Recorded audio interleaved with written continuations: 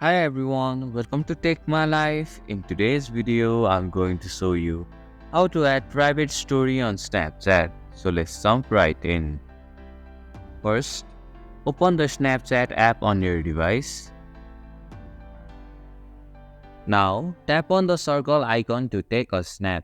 You can either take a photo or record a video, depending on what you want to share in your private story. At the bottom of your screen, you will see several options. Tap on the Stories option.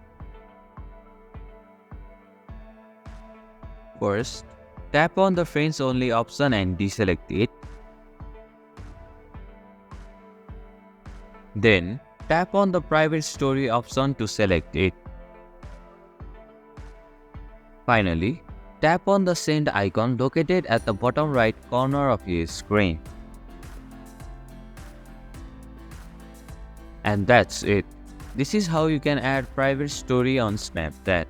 Thank you for watching Take My Life. I hope this video was helpful. If it was, then hit the like button and comment down if you have any questions or feedback. Also, if you are new to our channel, please subscribe and hit the bell icon so that you won't miss our upcoming videos.